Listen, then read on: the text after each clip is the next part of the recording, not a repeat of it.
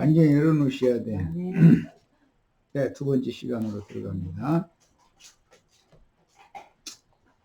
주님은 반드시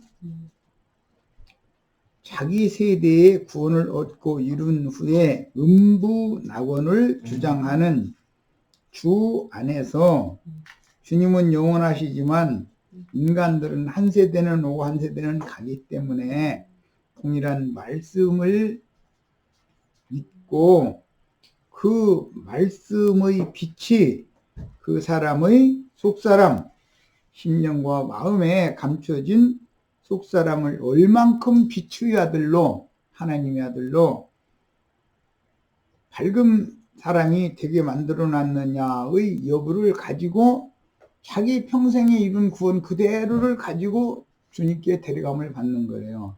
어둠이 가득하면 어두운 상태로 어둠의 세계로 끌려가는 거예요. 영원토록. 거기서 이제 어둠의 세계에서 쭉 이제 둘째 상황 불못 형벌을 받아야 되는 것이고, 빛의 아들 하나님의 아들이면 빛의 세계로 가게 되는 거예요. 그런데 자기 세대의 구원을 이루고 죽으면 하나님은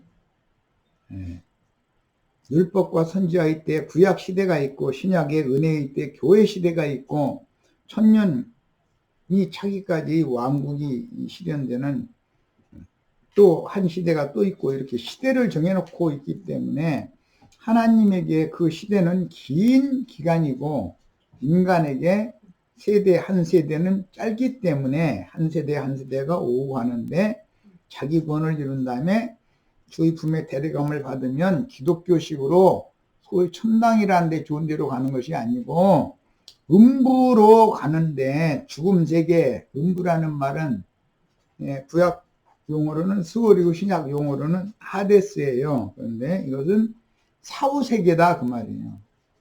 죽음의 세계다 이거예요.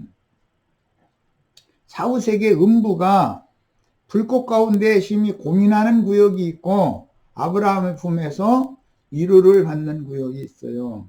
진실되이 믿는 성도들은 아브라함의 품으로, 음부의 아브라함의 품으로 가는 것이지 천당으로 가는 것이 아니에요. 성경에는 천당으로 간다는 말이 없어요.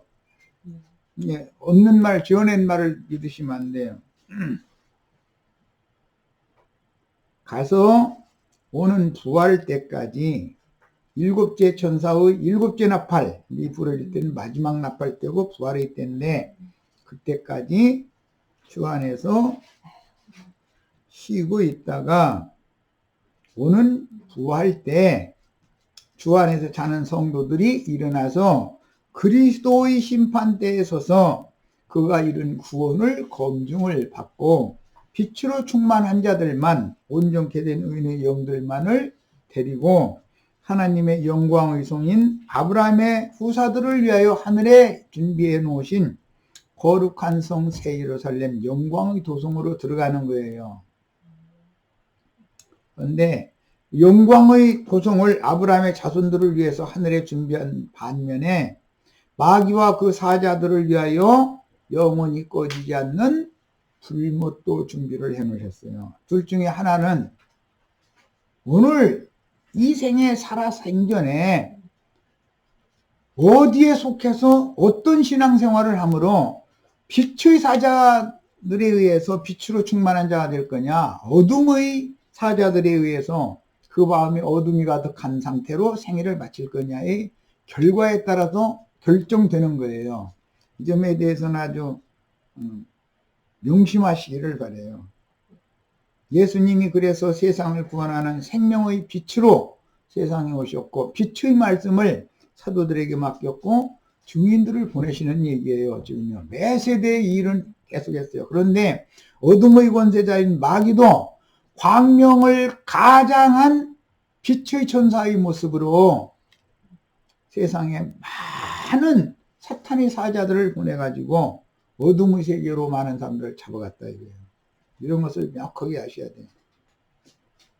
자, 사도행전 1장 9절로 11절 읽고 있습니다. 이 말씀을 마치시고 그들이 보는 데 올려져 가시니 구름이 그를 가려 보이지 않게 하더라.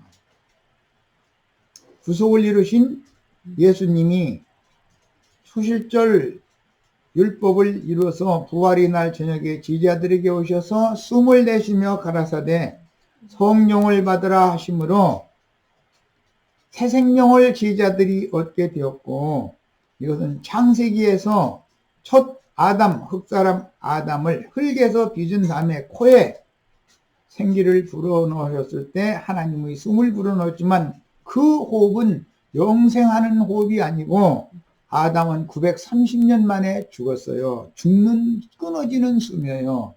그런데 그 후로는 수명이 점점 지금은 짧아졌다가 이제 지금 한 뭐 이제 100세를 가까이 산다 그러는데, 어쨌든 간에 100세를 살건 1000세수를 하든 죽는 건 마찬가지예요. 그러나 구속을 이루신 예수 그리스도께서 제자들에게 숨을 내쉬며 가라사대 성령을 받으라 하셔서 새 생명을 부어주신 그 숨은, 그 호흡은 절대로 다함이 없는, 끊어지지 않는 숨이기 때문에 다시는 죽음이 없는 영원한 생명을 얻는 거예요. 자, 이것은 다 뭘로 하느냐? 말씀으로 되는 것이다. 누구에게 어떤 말씀을 가르치면 정령 죽는 사람이 될 것이고, 누구에게 어떤 말씀을 가르치면 영생하는 말씀을 듣게 되는 거예요. 그래서 영생의 말씀이 여기 있사오니 우리가 누게로 가오리까, 예수님한테 베드로가 그런 고백을 했잖아요. 우리는 영생의 말씀을 주고하는 사람이에요. 죽으려고 말씀 주고하는 사람들이 아니에요. 야, 주님이 부활하신 후에 40일 동안을 제자들과 함께 영의 일을 설명을 하느라고, 깨닫게 하느라고, 나타났다 사라졌다 나타났다 사라졌다, 이 상황에서도 나타났다, 누구에게는 저 상황에서도 나타났다. 하나님은 유효적절하게 누구를 만날 때는 그 상황에 몰아넣은 다음에 그때 만나 주신답니다. 영으로 오신 주님은 이렇게 하는 거예요. 인자로 오신 예수님은 40일 전에 죽고 부활됐잖아요. 부활되신 이후에 40일 동안 제자들과 함께 있다가 감람산으로 데리고 가서 예수님이 승천하실 때, 올라가실 때 제자들이 자세히 하늘을 쳐다보고 있는데, 흰옷 입은 두 사람이 그들 곁에 서서 제자들 곁에 서서 이르되, 갈릴리 사람들아 어찌하여 서서 하늘을 쳐다보느냐? 너희 가운데에서 하늘로 올려지신 이 예수는 하늘로 가심을 본 그대로 오시리라 하였느니라. 그러니까 기본적으로는 감람산이어야 될 것이고, 감람산이라는 것은 감람유, 기름 짜는 곳이라는 것이에요. 그런 뜻이에요. 산이라는 말은 에덴 동산에서부터 시작되는 말로서, 시내산, 광야에서는 이제 시내산, 그 다음에 광야의 시내산 외에 하늘에 한 산을 하나님이 지정하셨는데, 그 산은 하늘의 시온산이다 그랬어요. 위에 있는 예루살렘, 하늘의 시온산에 세운다고 그랬어요. 아브라함의 믿음의 자취를 쫓는 후사들을 위해서는 하늘에 시온산에 위에 있는 예루살렘 한 성을 짓는다는 거예요. 준비해놨다는 거예요. 그 성에 들어가는 것이 우리가 신앙을 하는 목표다 이런 말이에요. 그런데 그걸 아무나 들어가느냐? 빛의 자녀들만, 하나님의 아들들만 들어가는 얘기를 하는 거예요. 계시록 21장 7절에는 이기는 자들만 거룩한 성에 들어가는 권세가 있다고 그랬고, 그 이기는 자들은 나는 그들의 하나님이 되고 그들은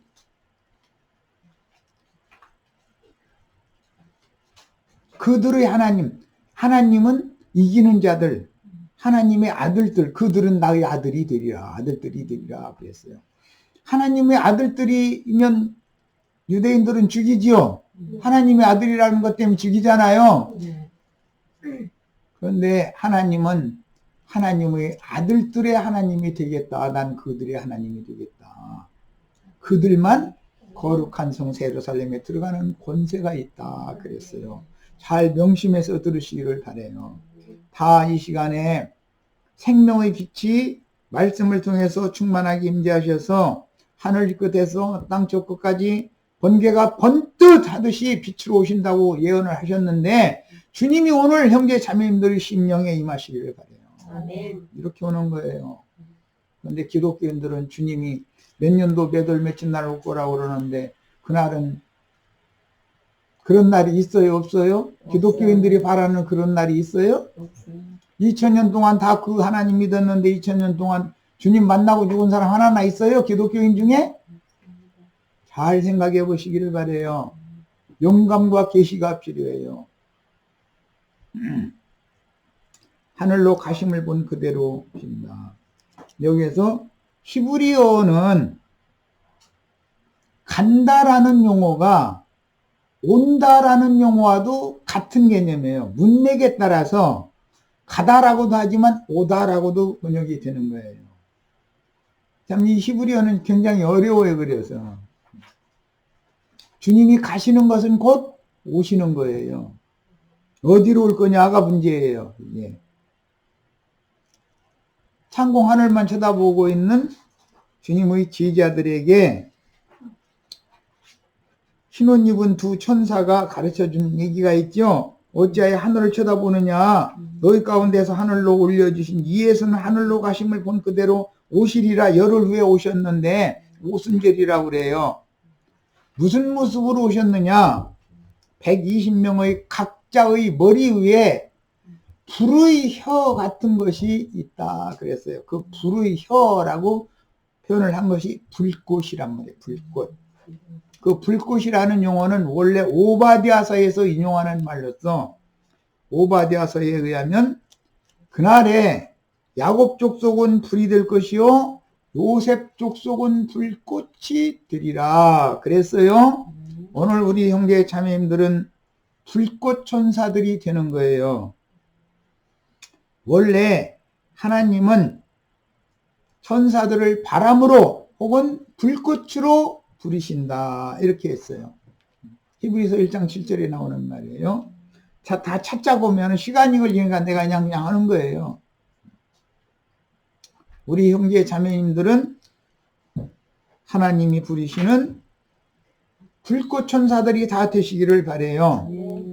그래서 데살로니가 전서 3장 13절에는 그분이 다시 오실 때 홀로 예수가 오는 게 아니라 그분의 성도들과 함께 오신다라고 명백하게 기록이 되어 있고 데살로니가 전서 4장 13절로 17절에는 주 안에서 자는 자들을 데리고 오시리라 라고 되어 있으며 데살로니가 후서 1장에는 불꽃 가운데에서 나타내실 때에 라고 되어 있어요.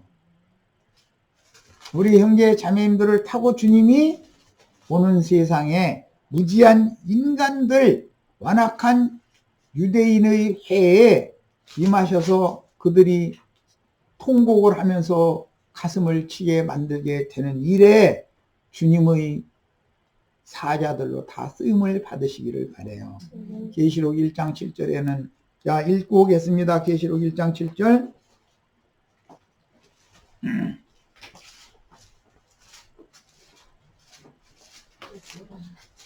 예수님의 예언이 계시록에 그대로 이루어져요.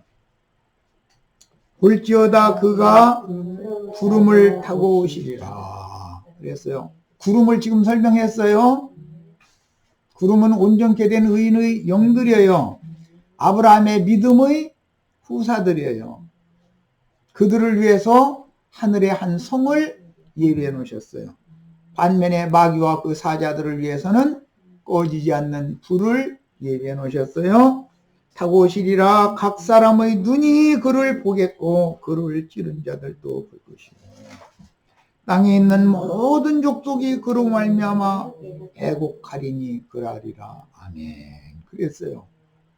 문자대로 하자면 긴 설명할 것도 없이 예수를 육신대로 창으로 찔러 죽인 사람들은 로마 군병이에요. 그런데 로마 군병이 예수님 다시 오실 때 뿅 하고 나타나가지고 창 들고서 또 찌르겠어요?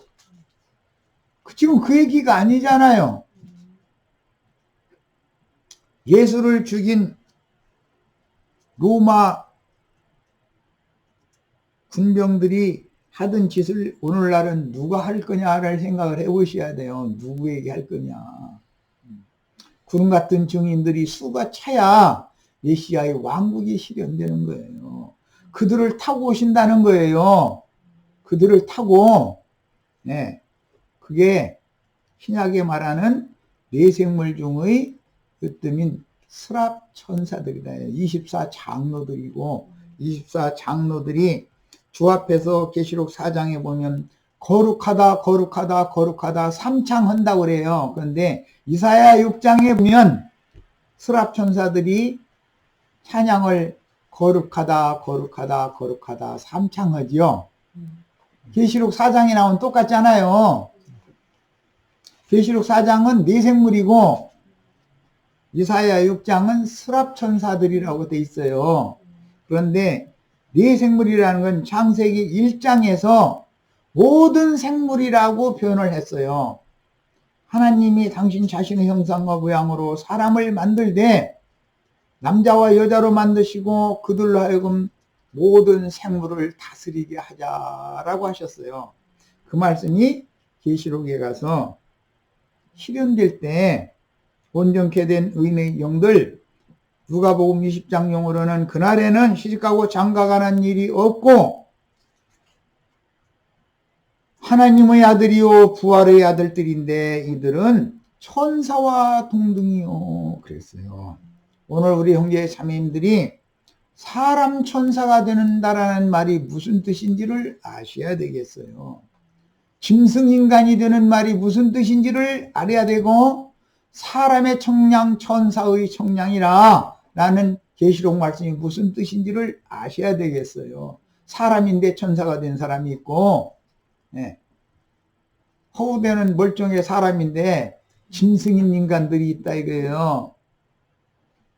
어떤 사람이 되어야 마땅할지는 본인이 잘 알아서 판단하시는 거예요. 자, 그래서 오늘 나누는 말씀에서 예수님이 하나님이 아들이라고 했다는 것 때문에 유대인의 율법에 의해서 죽임을 당하실 때 대제사장 무리들에게 이후로는 인자가 권능의 우편에 앉아 있는 것과 하늘 구름을 타고 오는 것을 너희가 보리라. 그러니까 옷을 쫙 찢어가면서 대사제의 복장을 찢어가면서 더 이상 무슨 증인을 구하냐. 너희 생각은 어떠냐. 그러니까 저는 참남된 말을 했기 때문에 마땅히 사형에 해당한다라고 결론을 내리고서 예수를 죽였어요. 그 얘기를 오늘 지금 말씀 나누고 있는 중이에요. 자, 그런데 계시록 1장 7절에 그가 구름을 타고 오시리라. 각 사람의 눈이 그를 보겠고 그를 찌른 자들도 볼 것이요 땅에 있는 모든 족속이 그로 말미암아 애곡하리라 그랬어요. 땅의 사방의 모든 족속이 구속받지 못하고 아직 땅에 남아있는 자들이에요. 하늘에 거하는 자들이 되지 못했어요. 바다에 거하는 자들은 불바다가 되기 때문에 뭐 말할 것도 없지만 바다의 모든 생물은 다 불타 죽는다 그랬으니까. 그러나 예수 잘 믿는다고 생각하고 있지만 아직 땅바닥에 있다 이거예요. 하늘에 거하는 자가 되지 못하고. 그래 계시록에 뭐라고 되어 있어요. 이제부터 하늘에 거하는 자들에게는 복이 있으나 땅과 바다에는 화가 있으리로다 그랬어요.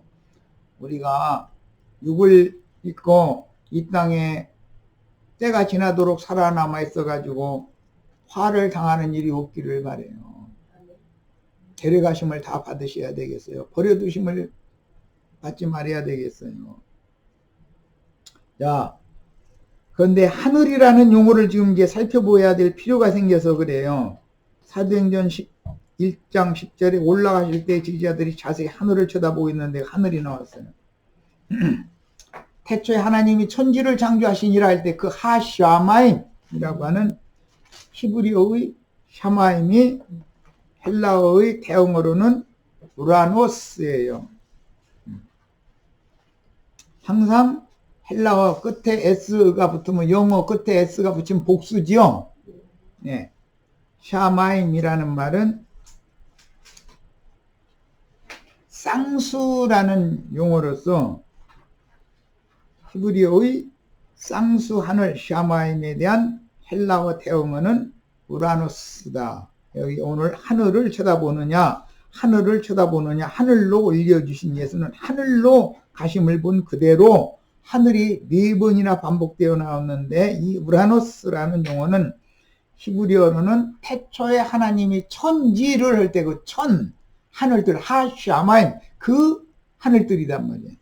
쌍수의 하늘에 대한 헬라어의 대응어인데, 자, 하늘이라는 용법에 대해서 이해를 시키려고 그래요. 시간이 가도 빨리 찾아 읽습니다. 성경 빨리빨리 찾는 거예요. 창세기 19장 24절 읽습니다. 하늘이라는 개념, 이 셈족의 언어, 히브리인들의 언어 개념을 이해를 해야 되는 거예요. 성경에 하늘이라는 용어가 나오면 이 새들이 날아다니고 비행기가 다니는 그런 창공 하늘을 말하는 것이 아니라는 걸 기본적으로 알아야 돼요. 성경은 하나님의 말씀이에요. 말씀으로만 해석이 가능한 거예요. 24절 읽습니다. 여호와께서 하늘 곧 여호와께로부터 유황과 불을 소돔과 고모라에 비같이 내리셔서 소돔과 고모라를 심판하시는데, 하늘 곧 여호와는, 여호와 하늘은 동격이죠. 네. 하늘과 여호와 동격이죠. 네. 성경이 말하는 하늘이란 하나님을 말하는 거예요. 네. 창공 하늘 이런 생각, 사람의 생각, 그럼 성경이 엉망이 돼버리는 거예요. 그런 얘기가 아니다 이 말이에요. 하늘로 올라가셨다라는 말은 하나님 아버지께로 돌아가셨다 그 말이에요.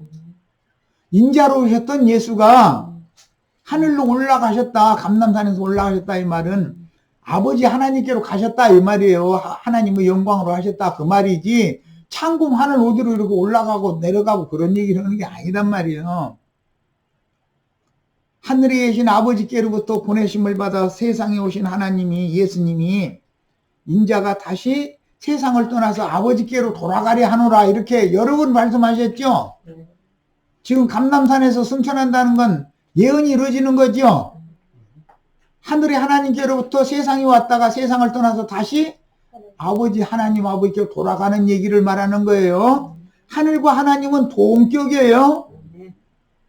신명기 10편 50편 6편 찾아 읽겠습니다. 빨리빨리 찾아 읽습니다. 성경은 반드시 성경으로 해석해야 맞는 거예요. 하나님의 말씀을 사람의 교훈으로 가르치면 배나 더 지옥 자식 되게 만들 수 있어요. 사람만 교만해질 수 있어요. 10편 50편 6절 읽습니다.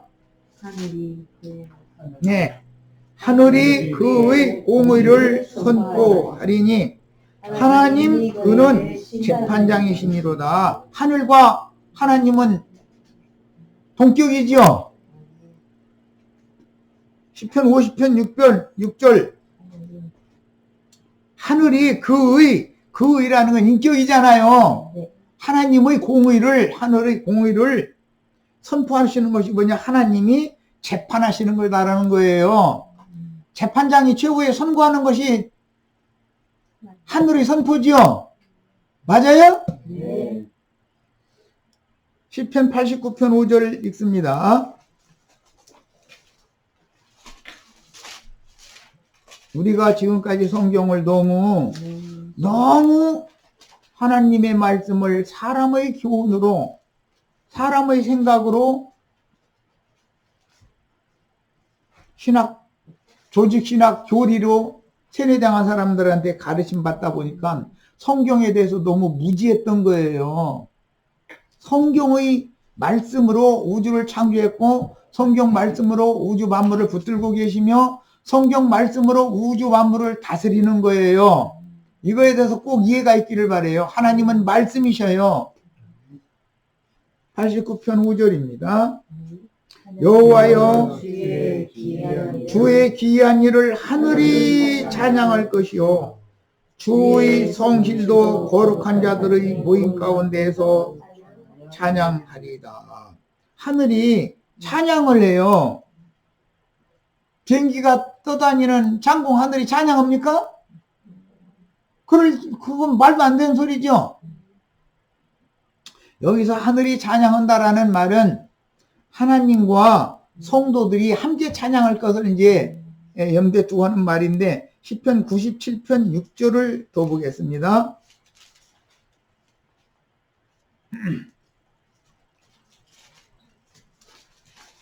시편 97편 6절. 하늘이 그의 의를 선포하니, 하늘은 곧 인격인 하나님 자신이죠.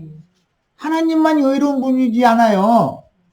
하늘이 그의 의를 선포한다는 건 하늘이 하나님의 의를 선포한다 이 말이잖아요. 모든 백성이 그의 영광을 보았도다. 항상 성경은 하늘은 살아있는 인격이요 하나님 자신인 것으로 기록한다. 샘족은 하늘을 경외해야 된다, 하늘을 거슬리지 말아라 라는 말은 하나님을 거슬리지 말라는 뜻이고 하나님을 경외해야 된다라는 말인 거예요. 하늘과 하나님은 항상 동격이에요. 순천자는 흥하고, 우리나라 사람도 그렇게 말하죠. 역천자는 망한다, 하늘을 거슬리면 망한다, 하늘에 순응을 해야 흥한다, 이렇게 하잖아요. 하늘은 살아있는 인격이다 이 말이에요. 그 하늘은 곧 하나님이다 이 말이에요.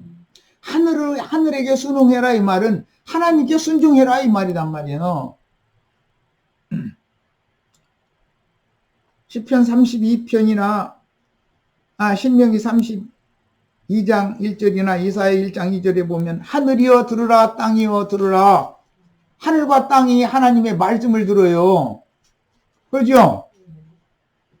창공 하늘이 하나님 말씀 들어요?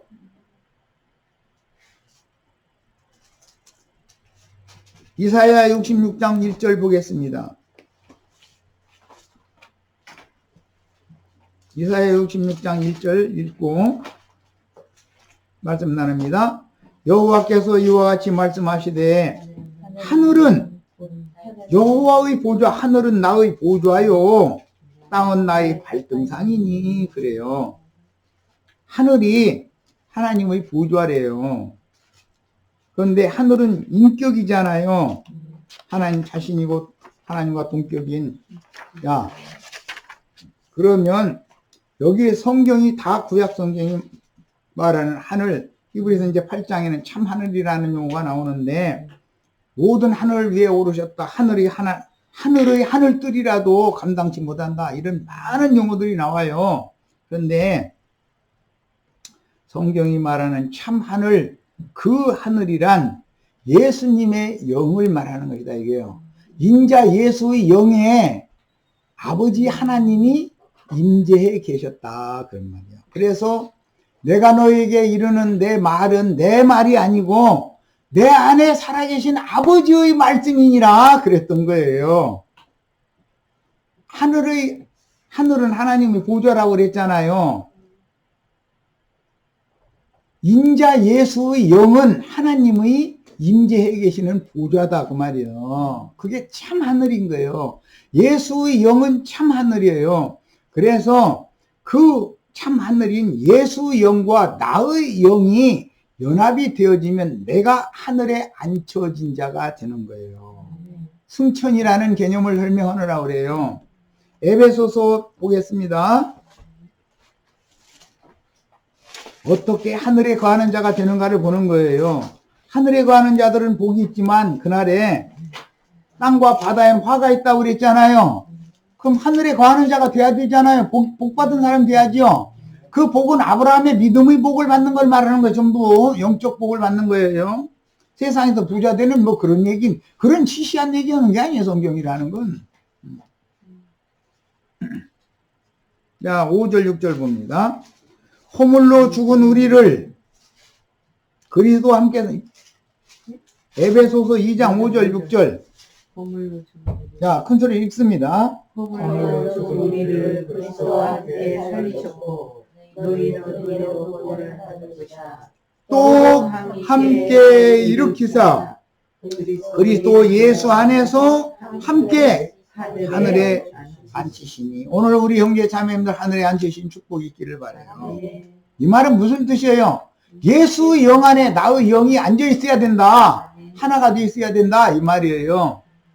예수님의 영은 참 하늘이고 하나님의 보좌다. 이게 하늘은 나의 보좌요. 그럴 때 무슨 예수님의 영은 우주 만물의 창조자인 말씀이 임재해 계시는 보좌 처소다 이 말이에요. 말씀이신 하나님이 임재해 계시는 처소. 그래서 내가 너희에게 이르는 말은 내 말이 아니고 내 안에 살아계신 아버지의 말씀이니라. 어디에 살아계신 거예요? 예수의 영 안에 살아서 운동력이 있는 말씀으로 역사하는 거예요. 오늘 우리 형제 자매님들의 영 안에도 아버지의 말씀이 예수의 영과 함께 와서 살아서 운동력이 있어야 돼요. 그래야 운동력이 있는 산 말씀은 영과 혼을 찌르고 쪼개고 나누며 관절과 골수를 찔러 쪼개는 것처럼 말씀은 영적인 것과 혼적인 것을 정확하게 구분을 해낼 수가 있는 것이다 이거예요. 우리는 혼적인 사람으로 생애를 마칠 것이 아니라 영적인 사람이 되셔야 돼. 영에 있는 사람이 되시는 거예요. 네. 쉬운 말이 아니기 때문에 그냥 간략하게 넘어갈 거예요. 자, 히브리서 12장, 히브리서 12장 봅니다.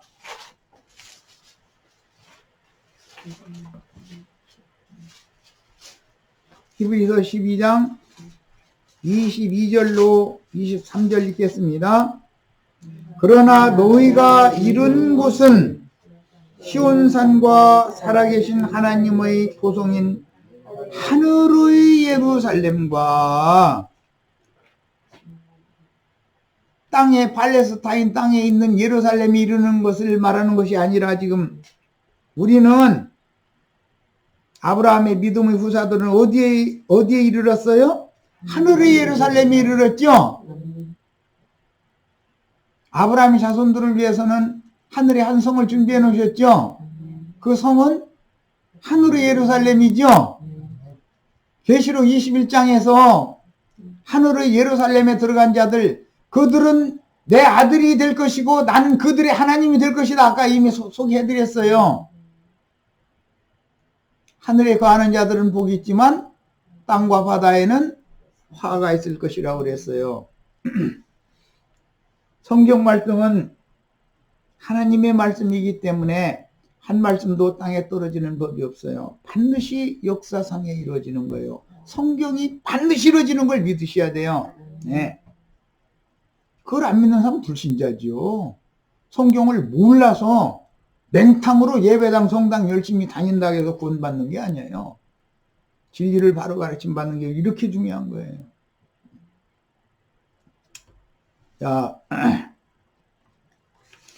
자료 말씀의 9페이지 했고 이제 10페이지로 갑니다. 처음 하늘은 큰 소리로 떠나간다고 돼 있죠. 처음 하늘과 땅은 큰 소리로 떠나가고 땅은 불탄다고 돼 있잖아요. 베드로후서 3장 10절에 나오는 말이고 다른 계시록 16장에도 나오는 말인데 처음 하늘과 처음 땅은 그래서 간대 없고 뭐가 실현되죠? 네, 새 하늘과 새 땅이 영원한 만유를 새로 실현하는 거예요. 그것이 펼쳐져 이런 걸 일러서 세상 나라의 용어로는 천지가 개벽한다 그래요. 개벽이라는 것은 모든 옛 것은 다 떠나가 버리고 새로 시작된다 이런 말이에요. 사람들이 개발한, 자 10페이지 읽습니다. 핵무기의 불로 살라진 후에 지구는 전혀 다른 환경으로 재편되고 뜨거운 열기에 땅이 다 녹아진다. 베드로후서 3장에 베드로가 한 말이에요. 하늘은 큰 소리로 떠나가고 땅은 열기에 다 녹아져서 모든 원소들이 다 드러날 것이다. 그랬어요. 인간들은 지구를 불사르기 위해서 핵무기를 만들어 놨는데 만들어 놓은 어느 날인가는 쓰게 돼 있는 거예요. 그것이 쓰임을 받게 되면 첫째로는 기후가 지금 현재 우리들이 살고 있는 이런 기후 조건이 되지 않는다. 그렇게 되지 않아요. 남극, 북극의 얼음이 있어가지고 해 사이에 달이 있고 거리 간격을 두고 타원형으로 지구를 만들어서 해를 주위로 지구가 도는 데에 따라서 봄, 여름, 가을, 겨울이 운행이 돼야만 정상적인 것인데 갑작스럽게 열기에 땅이 다 녹아버리고 나면 물이 봄나오게 마련이고 당연하죠. 낮은 지대는 다 물로 봄남될 거 아니에요. 그런 거 예고로 얼마 전에 일본 쓰나미 밀려드는 거 보셨죠? 유튜브에 많이 나왔으니까 북극 얼음 다 얼어버리고 남극 얼음 다 얼어버리고 땅이 뜨거운 체질에 불타버리고 그렇게 되면은 기후에 엄격한 전혀 생각지도 않은 기후 변화가 오면은 정상적인 지금의 상태의 지구가 유지될 수는 없잖아요. 그러고 나면은 소수가 살아남는데 이제 계시록엔 3분의 1은 살아남는다고 돼 있지만 아무래도 고지대 사람들이 유리하겠지 뭐. 그러나 고지대 사람이라고 꼭 유리한 것도 아니에요. 열기라는 건 불이라는 것은 위로 올라가는 성질이 있기 때문에 산 꼭대기로 도망가면 그럼 그 사람 불타 죽을 수 있어요. 반대로 도망가야 되는데 반대로 도망가지 않으면 물이 몰려들 것이고 위로 도망가면 불꽃이 살라 보일 텐데 어디로 도망가겠어. 꼼짝바짝 못하고 죽겠지 뭐. 이게 기유를 하는 거예요. 그런 때가 반드시 온다는 걸 믿으셔야 돼. 그래서 천지는 없어지겠으나 내 말은 없어지지 아니하리라 라고 예수님이 2번씩이나 말씀하셨어요. 말씀을. 그리고 내 말은 온 지구상에서 반드시 이루어진다. 누가복음 21장에는 온 지구상에서 이루어진다고 분명히 말씀하셨어요. 그럼 말씀대로 될 것 같아요? 안 될 것 같아요? 예수님이 거짓말이에요? 그래서 전혀 다른 환경으로 재편되고 나서 창세기 1장 1절과 2절 사이에 태초에 하나님이 천지를 창조하시니라. 그리고 나서 땅이 공허하고 혼돈하며 흑암이 깊음 위에 있고 하나님의 신은 수면의 물 위에 운행하셨다라는 말씀이 다시 될 것이다. 노아의 때도 그렇게 됐었고 또 한 번 그렇게 된다. 그래서 인자가 다시 올 때는 롯의 때와 같이 불로 심판하는 일도 있음과 동시에 노아의 때와 같이 물로 심판하는 것도 두 가지를 겸해서 한다고 예언이 이미 돼 있어요. 우리는 말씀을 신중하게 받고 어떤 증인들이 무엇을 증거하고 경고할 때 귀담아 들어두는 것이 좋아요. 괜히 고집 부릴 필요는 없는 거예요. 그날은 반드시 오니까. 그 천년기의 왕국 시기의 현상이 이사야 선지자가 3번 새하늘과 새 땅을 예언했는데 이사야 11장에 한 번 예언했죠. 어린아이들이 사자굴에 손을 놓고 뭐 독사굴에 손을 놓고 뭐 그 얘기 나오잖아요. 한 번 11장에서 나오고 그 다음에는 65장에 내가 새하늘과 새 땅을 창조하노니 라는 말씀이 또 한 번 나오고 그 다음에 66장에 마지막으로 새하늘과 새 땅 얘기가 또 나와요. 3번 지구는 변천을 거치게 돼 있다는 거 예언이에요. 그런데 율법과 선지자의 때가 종결될 때 그때는 예수님을 죽인 유대인들 땅의 예루살렘 사람들과 예루살렘 성과 팔레스타인 땅을 멸망시키는 말씀으로 첫 번째 응하는 거예요. 그것은 표적이에요. 이것은 흔히 교회 시대의 끝에 재림 때 이사야 65장 예언의 말씀과 같이 두 번째 새하늘과 새 땅이 될 때는 온 지구상에 심판이 임한다는 말씀대로 응하는 거예요. 그리고 나서 모든 것들이 환경이 재편되는 거예요. 지금과 같은 일은 아니란 환경에서 살려고 이런 생각을, 그건 그렇게 안 되는 거예요. 하나님이 지각 변동을 일으켜서라도 원래 지구는 하나였었다가 창세기 1장 2절에 5대양 6대주로 나눠진 얘기는 뒤에 나오는 얘기잖아요. 창세기 10장에 나오는 얘기잖아요. 하나님이 한번 심판을 집행하시면 얼마든지 지구에 엄청난 지진이나 해를 일으켜서도 얼마든지 하나님 심판 집행하실 수 있는 분이에요. 우주의 주인이 그분이에요. 말씀이 응해야 되는데 그게 안 된다는 말이 돼요. 이것은 나는 외적인 얘기만을 지금 얘기하고 있지만 이런 것이 이해가 되어져야 나의 심령과 마음에 큰 요동과 변화가 있어가지고 굳은 마음이 갈기갈기 깨지고 찢어져 가지고 재편되지 않으면 그 형제 자매님들의 심령과 마음속에 속사람 속에 주님이 나라가 임할 수가 없기 때문에 외부적인 상황을 설명을 한 거예요. 외부적인 상황이야. 이렇게 돼도 죽고 저렇게 돼도 죽는 건 마찬가지인데 그게 뭐 그렇게 대단한 일이겠어요. 그럼에도 내가 외부적인 일을 설명을 해야 긴장할 것 같고 성경을 이해하기 때문에 형제 자매님들의 심령에 예수 그리스도의 성령이 오셔서 죽은 영을 살려놓기 위해서 재편을 해야 되는데 그러려면 견고하게 굳은 마음 땅에 갇혀있기 때문에 영이 지금 이걸 박살내기 전에는 일이 안 된다 이거 설명하느라고 긴 얘기한 거예요. 그런데 역사상으로도 그렇게 되는 거예요. 양면이 다 되는 거예요. 주님의 나라는 여기 있다 저기 있다 노무다리 너희 가운데 있다 그랬어요.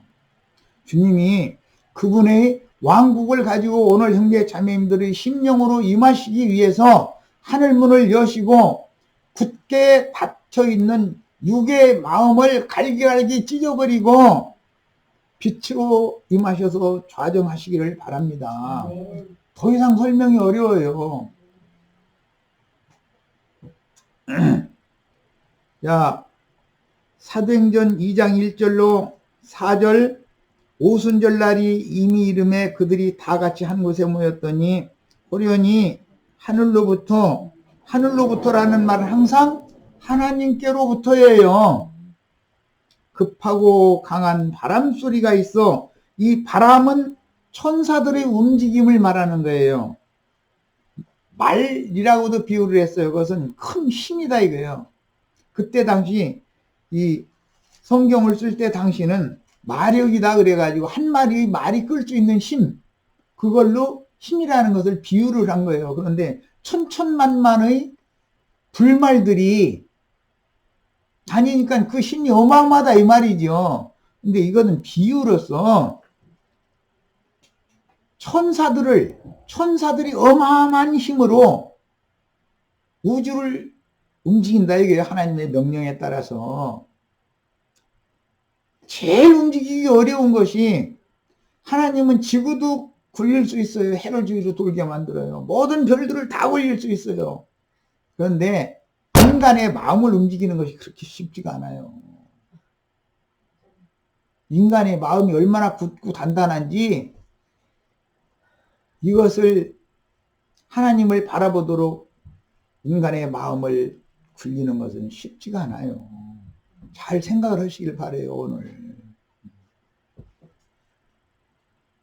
호련히 하늘로부터 급하고 강한 바람소리 같은 것이 있어 그들이 앉은 온 집에 가득하며 마치 불의 혀처럼 그랬는데 이 불의 혀라고 신약에 번역된 이 용어는 오바댜서 1장 17절에서는 불꽃이라고 번역을 했어요. 히브리서 1장 7절에 하나님은 천사를 바람으로 불꽃으로 부리신다. 히브리서 1장 7절 읽겠습니다.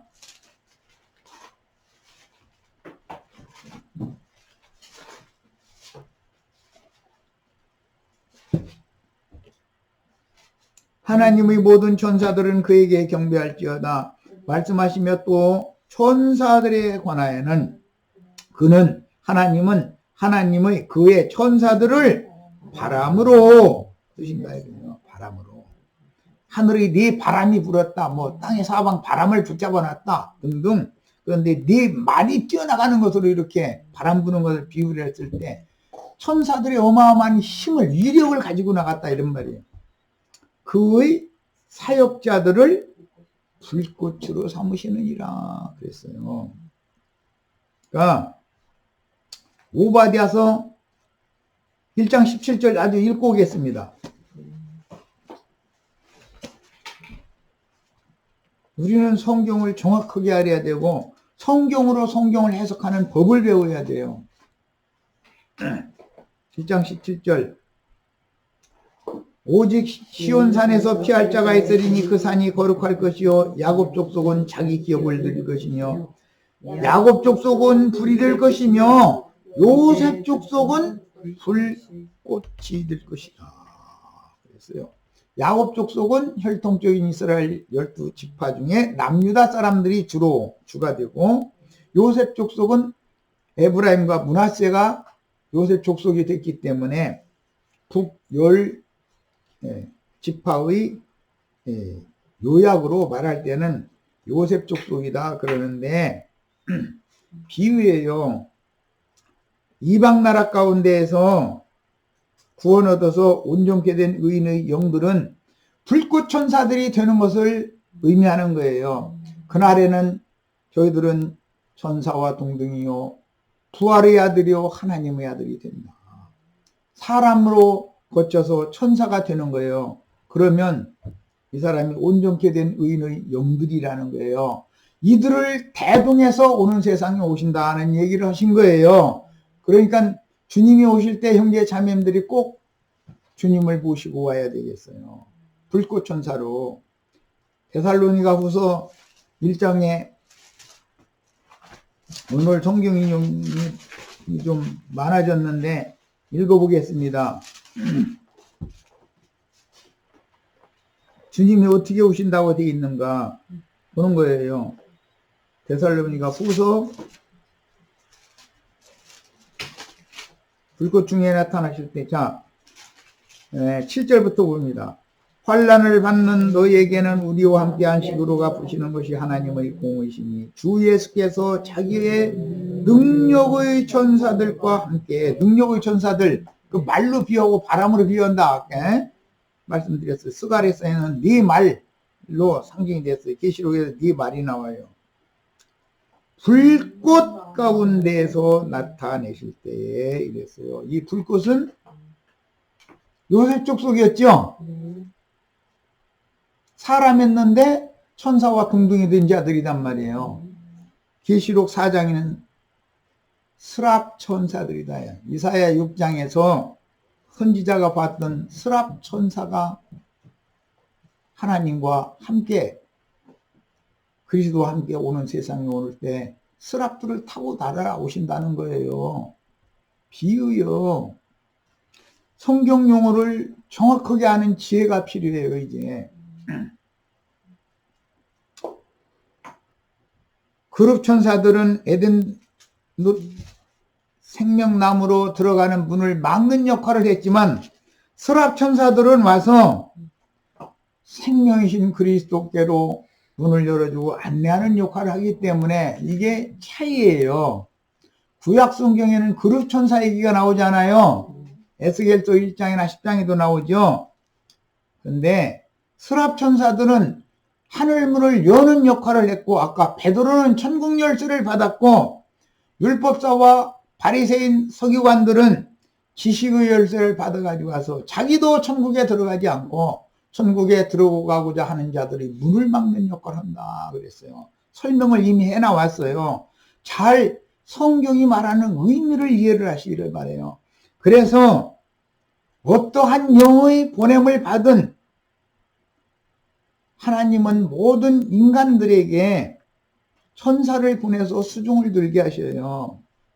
그런데 어떤 천사들이 함께하는 하나님의 종을 만나면 온 땅의 주 앞에 모셔섰다가 보내심을 받은 하나님의 7 영들이 있다고 그랬어요. 그들이 7 나팔을 분다고 그랬어요. 추수꾼들이에요.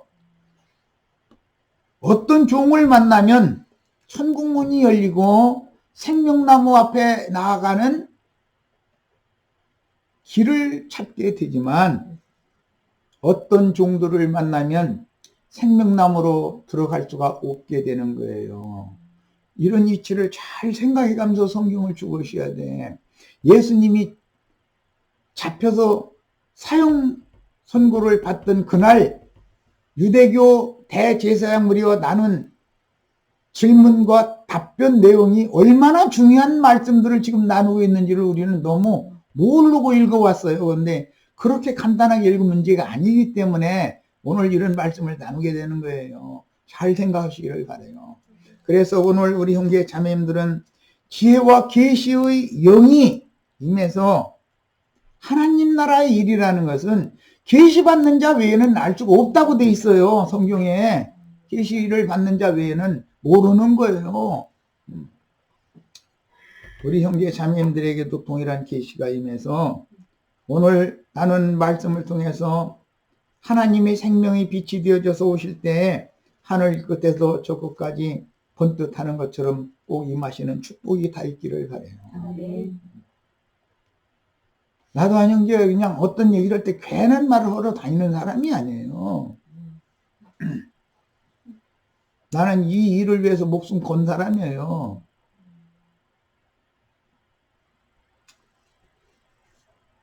그래서 사도행전 2장 3절에 불의 혀라고 표현했는데 불꽃이라는 말이잖아요. 불의 혀 비유죠. 이제 해석하느라 불의 혀라고 그랬는데 불꽃이에요. 불꽃 천사들이 120명의 성령을 받은 성도들의 머리 위에 각각 있었다는 거예요.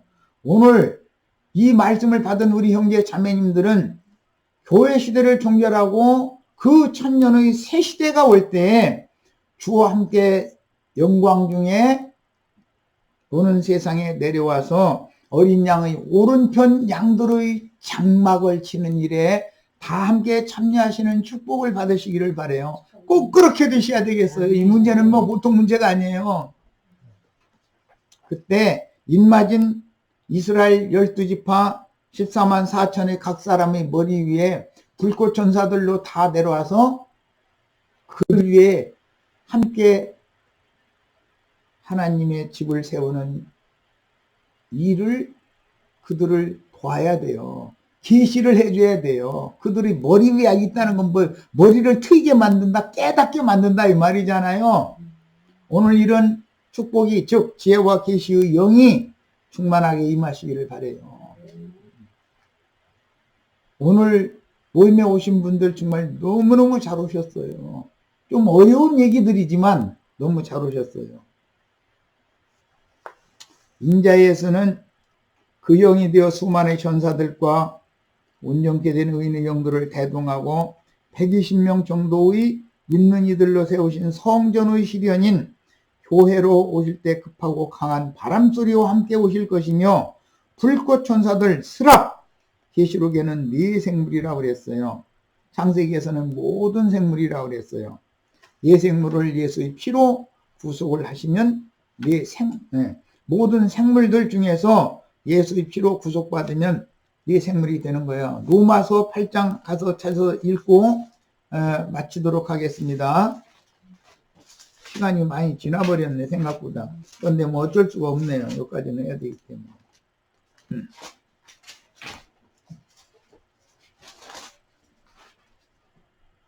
로마서 8장 18절부터 쭉 읽어나갑니다. 생각하건대 현재의 고난은 장차 우리에게 나타날 영광과 비교할 수 없도다.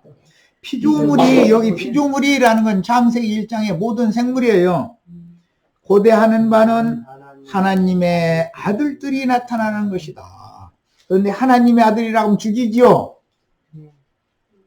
아까 유대인들은 하나님의 아들이라고 했기 때문에 죽이는 거잖아요, 지금. 그러니까 하나님의 아들 그리스도인들이 나타나는 것을 반대하는 자들이 있다는 거잖아요. 그런데 모든 피조물들도 하나님의 아들들이 나타나는 것을 기다리고 있다. 피조물이 허무한데 굴복하는 것은 자기 뜻이 아니요 오직 굴복하게 하시는 이로 말미암음이라.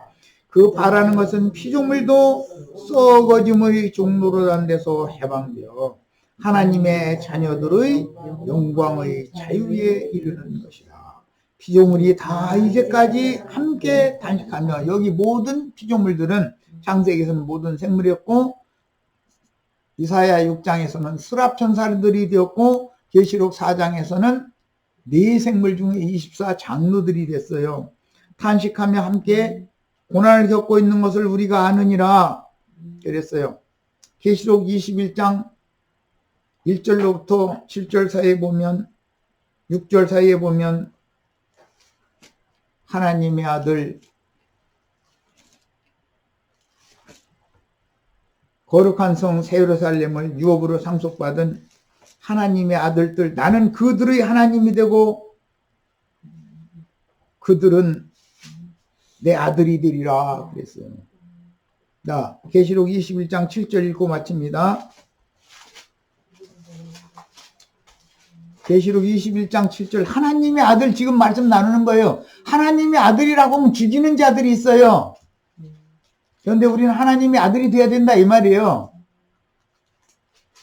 내가 생명수 샘물로 목마른 자에게 값없이 주리니 이기는 자는 이것들을 상속으로 받으리라. 나는 그의 하나님이 되고 그는 내 아들이 되리라. 오늘 말씀을 들은 우리 형제 자매님들 하나님의 아들이 다 되시는 축복을 받기를 바라요. 여기까지서 마칩니다.